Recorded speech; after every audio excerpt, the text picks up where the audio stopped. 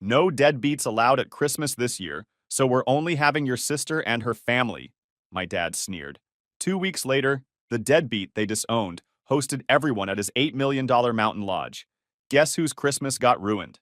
Hey Reddit, so I, Silas, 35 male, never thought I'd be the type to post here.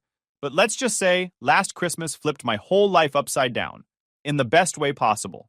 I'm not here to brag or cry for sympathy, just to tell you what happens when the invisible kid finally stops waiting for an invite and builds his own table instead. Buckle up, it gets interesting. My phone buzzed just after sunrise, the screen lighting up with my dad's name. We're keeping Christmas small. No deadbeats this year, so it'll only be your sister and her family. I stared at it for a second, reread it twice, then typed back, got it. Enjoy yourselves. Short, polite, civilized. The kind of reply that says I don't care when, in reality, it hits like a slow punch to the ribs. I set the phone down on the kitchen counter and let the silence sit there. Same pattern, different year. Marcy and her picture-perfect life, the family star since day one, and me, the side character they kept forgetting was in the scene. The first time it hit me, I was 13. I'd just won a regional robotics contest. Built a machine that could move blocks by voice command. Basic, but for a teenager in a garage, it was a miracle. I came running into the living room, certificate in one hand, grease still on my fingers, heart pounding like I'd cracked the code to NASA. Dad barely looked up from his newspaper. That's nice, Silas. Marcy's solo went great last night. Her teacher said she might audition for Juilliard someday. Mom gasped like he'd announced world peace. Oh, we have to record it for her portfolio. My certificate ended up under a pile of bills on the counter, where it stayed until I eventually threw it out myself. Then there was the drone. I built it from scratch using parts from old RC toys, programmed it to hover, and respond to basic commands. I thought maybe, just maybe, this would finally impress them. I called Mom out to the yard. She watched it lift off, blinked once, said, "Neat, Silas." Then, without missing a beat, added, "Oh, Marcy's debate team made nationals. We're flying out to see her." That one stung. Not because I wanted praise, but because it confirmed what I already knew. Marcy could sneeze and they'd write it in the family newsletter. I could invent teleportation and they'd ask me to keep it down while she practiced her scales. But the one that burned itself into my brain came a little later. I was in the garage, testing another one of my ridiculous projects, as Dad liked to call them. A small wheeled robot that could follow light signals. I had cables all over the floor, half a dozen LEDs blinking in different colors. Marcy came in, scrolling through her phone, wearing one of those oversized scarves she loved. I told her to watch out. She didn't even look down, just walked straight across and tripped over a wire. Next thing I knew, she was screaming, holding her ankle. Dad came running like I'd shot her. "What the hell, Silas?" he yelled. I told her to watch her step. You could have killed her. Look at this mess. Cords everywhere. Tools on the floor. Mom appeared next, dramatic as ever. "We're taking her to urgent care. You are done with this nonsense. Do you understand me?" "It was an accident," I tried to say. Didn't matter. They were already in the car. That night, Dad walked into my room with a cardboard box. "Hand it over." I looked at him, confused. "What? Your stuff? All of it. Tools, gadgets, wires. You can embarrass yourself all you want outside this house, but you stay away from your sister." He left with my equipment like it was contraband. They cut my allowance after that, too. Said maybe it'd teach me some responsibility. Marcy got a new pair of designer boots 2 days later to make her feel better. After that, I stopped building for a while. Every time I tried to start something new, I'd hear Dad's voice in my head. "You can embarrass yourself all you want." So I stopped risking embarrassment. I studied quietly, kept my ideas to myself, learned early that curiosity came with a punishment fee.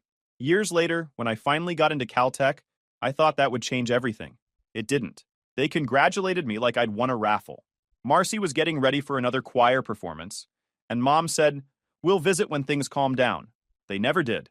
I picked up the phone again, stared at my reply. That's how I survived their version of family love.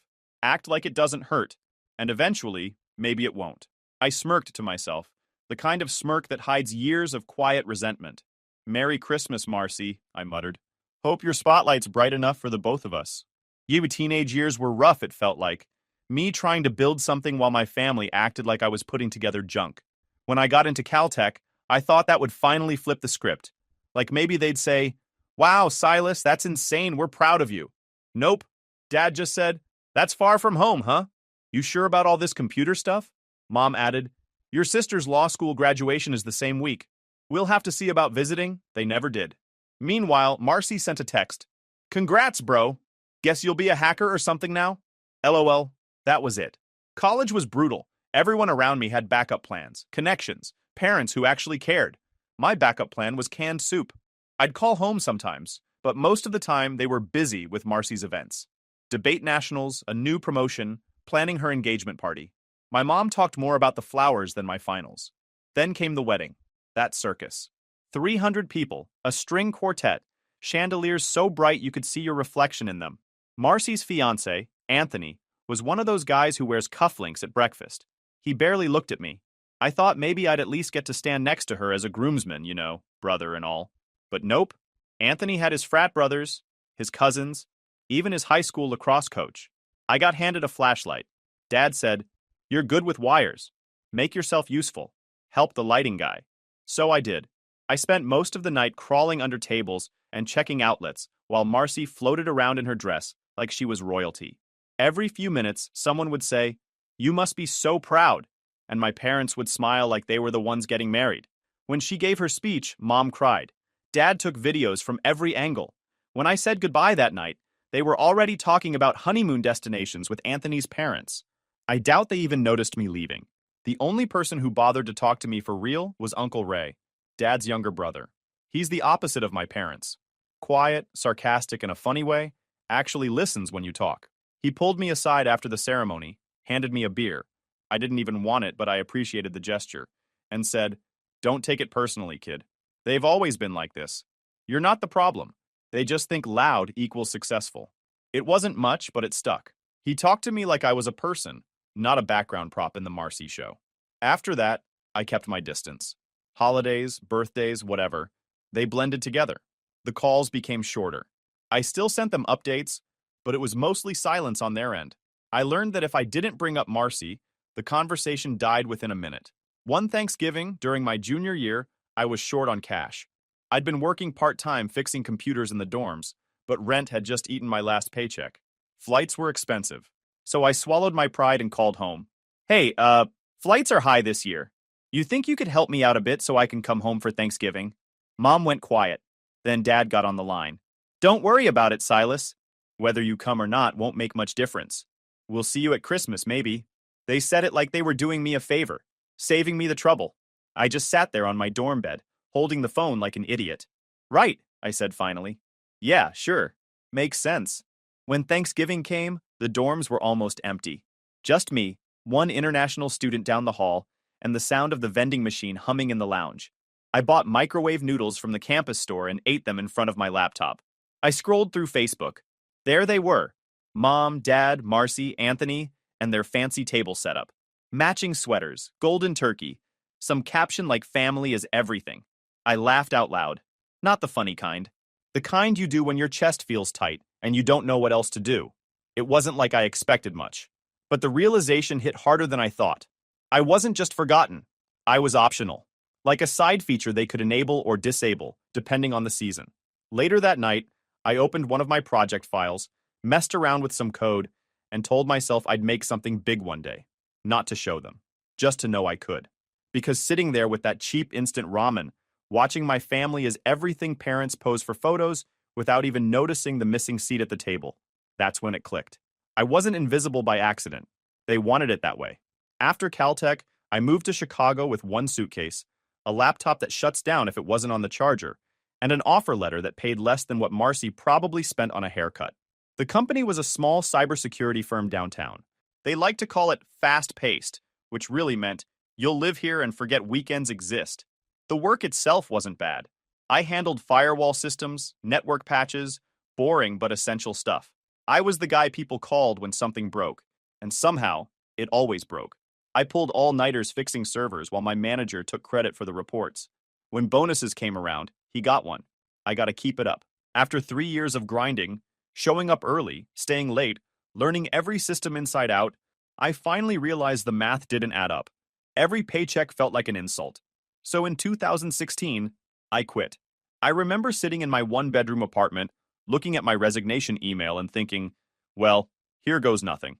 I started my own company, Centria, out of my living room. I had one desk, a coffee machine that sounded like it was dying, and the kind of drive that makes you a little stupid. The first few months were chaos. I'd meet clients in coffee shops, sometimes in hotel lobbies because I didn't have an office.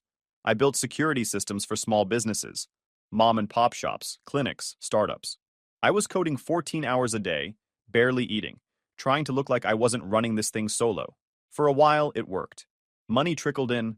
I even started thinking maybe this could be the start of something big. Then, one contract went sideways. A client claimed my security update broke their payment system. They stopped paying and threatened to sue. That one client snowballed into 3 others demanding refunds I couldn't afford. My bills stacked up, my rent was late, and just like that, I went from young entrepreneur to guy who might lose his laptop to collections. I called my parents. Mistake number 1. Mom answered, her voice dripping with fake concern. Silas, you really should have thought this through. Businesses are risky, you know. Yeah, thanks, Mom. I figured that out, I said, trying to keep my tone calm. I just need a small loan. I'll pay it back in a few months. Dad got on the line. Why don't you just get a real job? Marcy's firm is doing great. She stuck to something stable. I rubbed my temple. I didn't ask for career advice, Dad. Just a short-term loan. You made your choices, he said. Time to live with them. That was the end of that. So I called Marcy. She was a lawyer by then, or at least she liked to remind people she was. I figured maybe she'd point me in the right direction. She answered on the second ring. Loud office noise in the background. Silas, hey, what's up? Need legal help? Yeah, kinda. I'm getting hit with a breach of contract claim from a client. I just need... She cut me off laughing. Wow, already getting sued? Didn't take long, huh? Yeah, hilarious, I said flatly. Can you help or not? Not, she said. Also, don't call me for this stuff. I have actual clients. Then she hung up. I stared at my phone for a solid minute, fighting the urge to throw it. A week later, I got a letter from a collection agency and a warning from my landlord. That night, I sat in my apartment surrounded by empty coffee cups and printed contracts, thinking maybe I really had messed up my entire life. I had one number left to try. Uncle Ray. He answered on the second ring. Silas boy. What's wrong? You sound like you swallowed a battery. I screwed up, Ray, I said. Company's tanking. I'm broke. I've got a client threatening to sue me, and my parents think I'm a walking punchline. He was quiet for a second. Then he said, You're not screwed. You're just early. Everyone crashes before they figure out how to land. I didn't even know what to say. I wasn't used to someone not rubbing it in. He asked for the details. Every line of the contract, every stupid mistake I made. Then he told me, I've got a buddy who's a lawyer. Old school, cheap, but good. I'll have him call you. And Silas's? Yeah. Don't give up. You've got brains, kid. You just need better people around you. I'll wire you something to keep the lights on. I almost told him not to, but when you're living off vending machine snacks, pride doesn't pay rent. The money hit my account the next morning. Enough to breathe. The lawyer handled the claim, got the case settled quietly. When I called to thank Ray, he said, Now that that's handled, stop wasting time feeling sorry for yourself. I've got a few connections who might actually appreciate what you can do. Let me make a few calls. For the first time in years, someone wasn't telling me I was a disappointment. Over the next 6 months, I rebuilt what was left of my life, sold off my old hardware, closed down Centria officially, and started helping one of Ray's contacts with small security jobs on the side. It wasn't glamorous, but it was something. Every time I'd send him a progress update, Ray would reply with something like, Told you, kid. Just keep grinding. You're not done yet. And for the first time since I was a kid holding that stupid robotics certificate, I actually believed it. By the next year, Ray's connections helped me land a director-level job at a mid-sized security firm on the edge of downtown Chicago. It wasn't glamorous, but it was solid. I managed a small team, handled client systems, and learned how real business worked. Not just the code, but the ugly side. Budgets, contracts, clients who wanted the impossible yesterday. I worked like a man possessed. First in, last out, living on caffeine and takeout. Every time something went wrong, I fixed it. Every time someone else froze, I stepped in. Within a year, my boss was calling me the cleanup guy. I didn't mind. Cleaning up other people's messes paid better than making my own. But I started to notice something. The higher-ups weren't half as smart as they thought.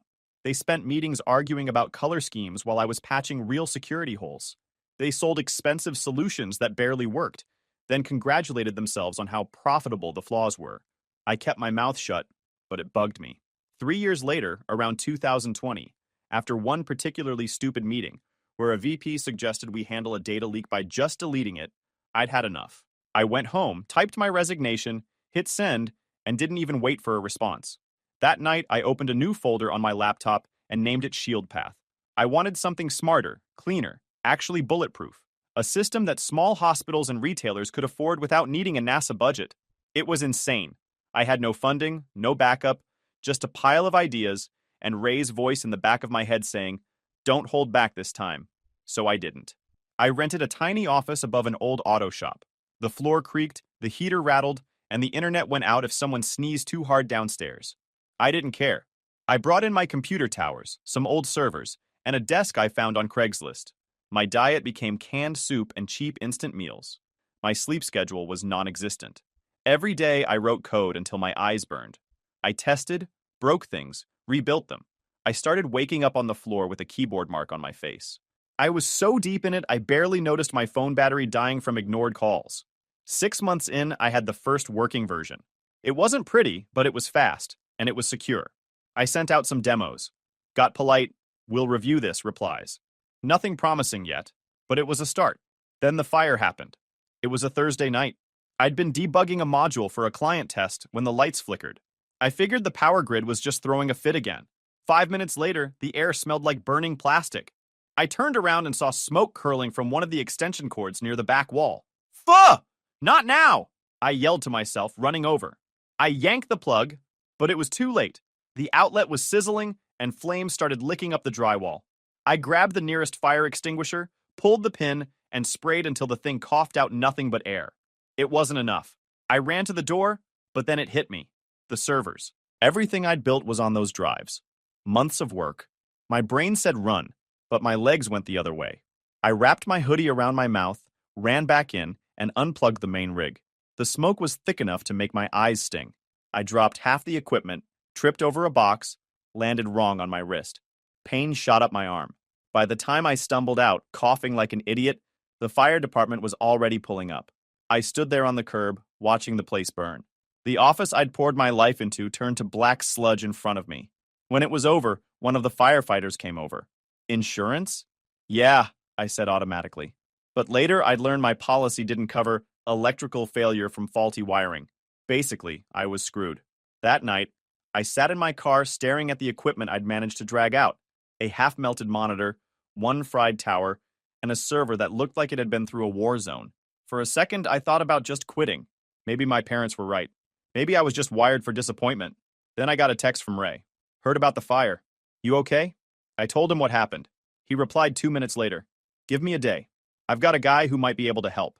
Next morning, he called. Old buddy of mine, retired systems engineer. Bit of a hermit, but the man can recover data like nobody's business. I told him you're worth the time. I drove 2 hours out to some small town where this guy lived. He looked like he hadn't seen sunlight in a decade, but he worked magic. Took my damaged drives, hooked them up to his Frankenstein setup and said, "Give me a week." 5 days later, he called. "Didn't get it all," he said when I showed up, "but enough." I took it home, plugged it in, and stared at the code. Half gone, but the core was there. I rebuilt the rest from memory and side notes. Worked day and night. No distractions, no sleep, just raw focus. 3 months later, Shield Path wasn't just back. It was faster, stronger, smarter. The fire hadn't killed it. It had stripped out the weak parts. A month later, I got an email from a hospital chain I'd pitched to months earlier. They wanted to talk contracts. Then another from a retail group. When I saw the signed agreement come through, I just sat there staring at it, not even sure how to react. I picked up my phone and called Ray. He answered with his usual sarcasm. "You sound like someone who either won the lottery or got arrested." "I got it, Ray," I said. My voice was shaking. "The deal's real." He paused for a second, then laughed. "Then go for it, kid. Don't hold back this time." I didn't plan to. The first hospital contract opened the door, and within 6 months, Shield Path wasn't just a side project anymore. It was a full company. Word spread fast in the industry. Hospitals told each other, retailers called, even small government offices wanted in. Suddenly, I was on planes every week, pitching, fixing, scaling. It got to the point where I had to hire people just to keep my inbox under control. My first employee was a kid named Adam. Nervous, sharp, reminded me of myself before I grew the permanent dark circles under my eyes. Then came 3 more, then 10. Before I knew it, I was managing a real team. We moved out of my burned-out rental and into an actual office. A clean one this time. The kind where the floor didn't creak and the Wi-Fi didn't die every time someone flushed. I bought real desks, real chairs, even a snack bar. I used to joke that it was the most corporate thing I'd ever done. The growth was ridiculous. A few government offices started testing ShieldPath in pilot programs. Hospitals were recommending it to each other, and retail chains wanted better encryption for customer data. ShieldPath was spreading fast, and every new contract felt unreal. My parents, of course, had no clue. I kept quiet about it. It was funnier that way. At night, I'd look at the growing list of clients and think, so this is what it feels like to be the one they can't ignore. 2 winters later, the big offer came. A cybersecurity conglomerate, the kind that swallows smaller companies like appetizers, reached out. They wanted to buy ShieldPath outright. $50 million. I thought it was a prank at first. I reread the email 4 times before forwarding it to my lawyer. He confirmed it was legit. When the deal went through, I sat in the glass-walled conference room, staring at the final paperwork. The signatures looked fake, like they belonged to someone else. Everyone was shaking my hand, congratulating me, and I was just trying to process the fact that I wasn't broke anymore. I wasn't nothing anymore. Before signing, I called Uncle Ray. "Ray," I said, "I'm about to make you laugh." He groaned.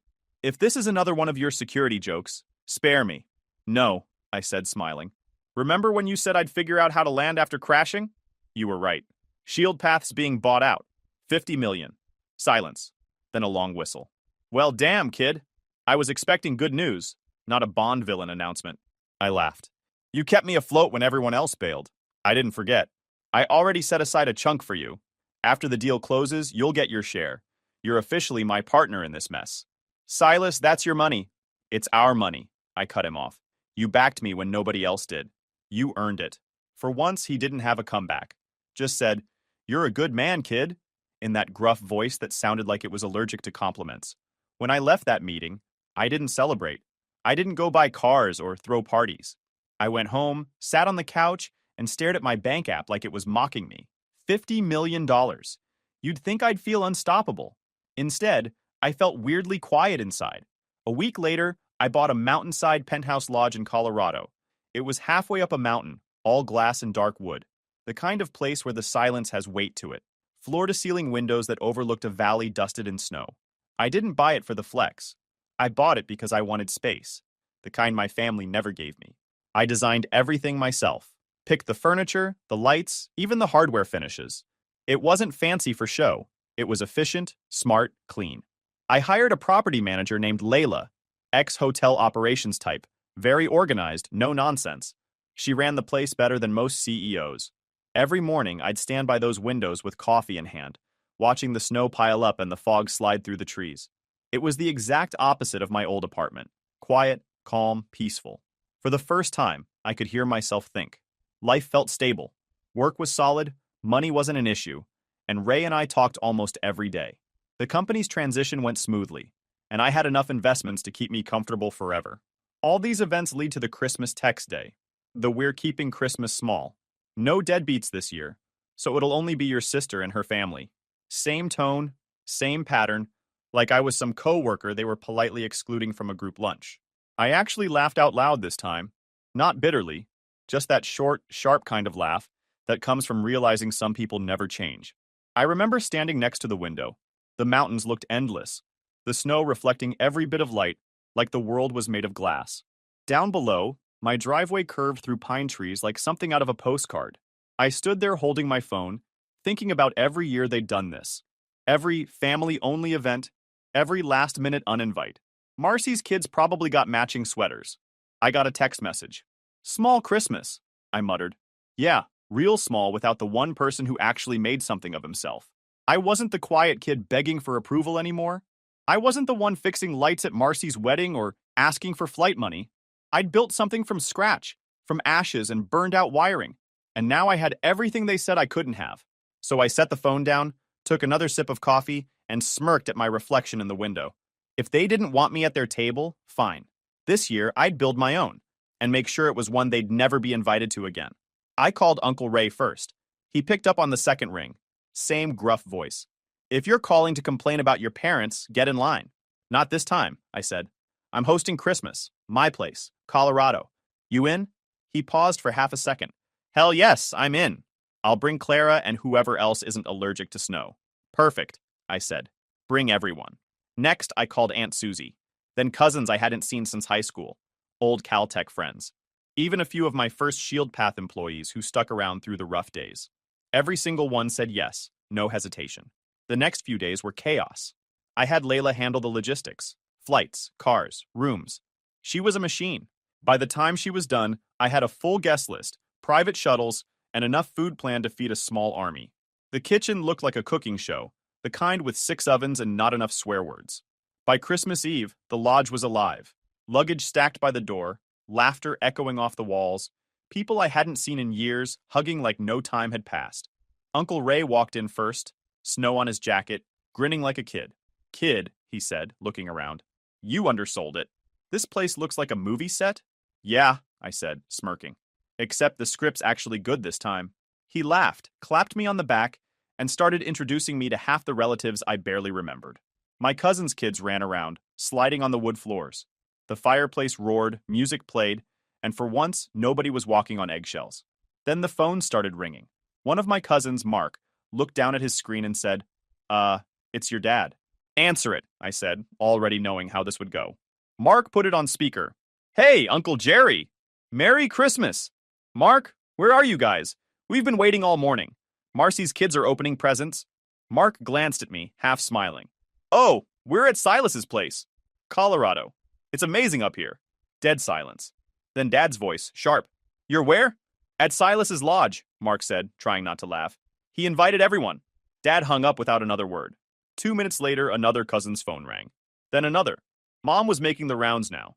Same question every time, same answer, same hang-up. I wasn't surprised. That's the thing about entitled people. They think the world's gone wrong when it stops revolving around them. By the time dinner rolled around, Layla had outdone herself. Roasted turkey, glazed ham, enough side dishes to require a second table. The air smelled like butter and cinnamon. The windows glowed orange from the fire. It felt like the kind of Christmas I used to imagine when I was a kid watching holiday commercials. Around 8, there was a knock at the door. Layla opened it, and standing there in a thick coat, snow in his hair, was Grandpa Frank. He grinned when he saw me. Told your parents I had the flu. Got on a plane anyway. I laughed. Of course you did. Come in, old man. He stepped inside, looked around, and just whistled. This is some setup, Silas. You finally did it. About time someone noticed, I said, handing him a plate. He winked. Oh, they noticed. Trust me. Your mom's calling everyone from the church group, trying to figure out how you pulled this off. The rest of the night was perfect. The kind of chaos that feels right. Ray arguing with Clara about who brought the wrong pie. Someone posted photos online. Christmas at Silas's lodge. The view is insane. Within an hour, they were everywhere. My inbox exploded with tags, mentions, DMs. Around 10, my phone buzzed with a text. From Marcy. Holy crap. That's your place? I stared at it for a second, then typed back, Yep, small Christmas this year. I put the phone down and went back to the living room. Ray was sitting near the fireplace, glass of soda in hand, watching everyone laugh. Look at this, he said, gesturing around. You built something real, kid. Not just money. This. Yeah, I said, leaning back in the chair. And I didn't even need a choir solo to get attention. He chuckled, shaking his head. The snow outside kept falling, thick and quiet. Inside, the room was warm, glowing, alive. I looked around. Family that actually cared, friends who'd seen me fail and still showed up, people eating, laughing, living. For the first time, I wasn't the outsider looking in through the window. I was the one with the house full of people, the one who made space for everyone else. And the best part? My parents were sitting somewhere, staring at their phones, realizing Christmas had finally gone on without them. The next morning, I was still half asleep when my phone started buzzing nonstop. Caller ID, Dad. Figures, I answered. Morning. Morning? His voice was sharp enough to cut glass. You humiliated us, Silas. Everyone's talking about your little Christmas circus. What the hell were you thinking? I sat up, rubbed my eyes. I was thinking about having a nice holiday with people who actually show up. That was our Christmas, he snapped. You stole it. You invited everyone, our family, our friends, without even telling us. Correction, I said, keeping my tone calm. I invited the people you forgot existed. Big difference. In the background, I could hear Mom chiming in, all dramatic as usual. Do you have any idea how this makes us look? Everyone saw those pictures online. Your lodge, your party, even your grandfather. People are calling us asking why we weren't there. I almost laughed. You mean at the place of your deadbeat son who you didn't invite to your Christmas? Yeah, that's crazy. Dad exhaled hard through his nose. You know what? I'm not doing this. Just, just tell me one thing. How did you even afford all that? Ah, there it was. The real reason for the call. I stood up, walked over to the big window. Snow was still coming down, the mountains glowing in the morning light. Everyone else was asleep. You remember Shield Path? I said casually. Yeah, he said. Your tech thing. What about it? I sold it, I said. For 50 million. Silence. For a full 10 seconds. Then Mom's voice, shaky and high. 50 what? Million, I repeated. With an M. Dad made a choking sound. You're joking. Nope, I said. It's real. You could Google it if you ever Googled anything besides Marcy's law firm. They both started talking at once, voices tripping over each other. Shock turning to something uglier. Mom was the first to say it. We're your family, Silas. That money, it belongs to all of us in a way. Excuse me? Well, we supported you through college, through your... I laughed. Supported me? You mean the years you ignored me, told me to get a real job, and cut me out of every holiday? That kind of support? Don't be ridiculous, Dad said. We're still your parents. You wouldn't even be where you are without us. At that exact moment, Grandpa Frank shuffled into the kitchen, wearing a robe and holding a mug. Who's making all that racket this early? I motioned him over. You're gonna love this, I said, putting the phone on speaker. Mom's voice came through loud and clear. Silas, listen. We're not asking for much. Just something fair, a family share. Grandpa set his mug down and leaned over the phone. You two have some nerve, he growled. Dad? My father said, surprised. Oh, don't dad me, Grandpa snapped. You ignored this boy for years, treated him like a screw-up, and now you're crying because he finally did something without you? You should be ashamed. Mom started stammering. We just... And Marcy, Grandpa cut in. If you're listening to this nonsense, you should be ashamed too. As if on cue, another voice joined in. Marcy, Grandpa, please, it's not like that. Our Christmas looked sad compared to his. Everyone was asking why we weren't invited. Then next time, Grandpa said, his voice sharp but steady. Treat him like family before you complain about missing out. Nobody said a word after that. You could practically hear their pride cracking through the speaker. Then Dad muttered something about talking later and hung up. Grandpa leaned back in the chair, grinning. That felt good. Better than coffee, I said. He chuckled. They'll get over it. Or they won't. Either way, you're free of their nonsense now. And he was right. The rest of the day was perfect. The snow outside was thick enough for a snowball war that lasted an hour. Ray and I got destroyed by a bunch of 10-year-olds, but I didn't even care. Inside, the kitchen smelled like pancakes and coffee. That night, I sat by the fire with Grandpa. He stared at the flames and said, You know, I think you finally found your people. Yeah, I said quietly. Took me long enough. He raised his mug. Make them earn your respect, kid. You're worth more than their approval. I nodded. Later, when I checked my phone before bed, there was a new message from Marcy. I'm sorry, Silas. I really am. I've been jealous for years. You took risks, and I just followed what Mom and Dad told me. I didn't see it then. I do now. I read it twice, locked my phone, and set it face down on the nightstand. No reply. Outside, snow kept falling. The fire popped once, then settled. It wasn't revenge, it was freedom. I built something real, not to prove them wrong, but to prove I could stand without them. If you enjoyed this video, please hit that subscribe button. It really helps the channel and help us bring you more and better stories. Thanks.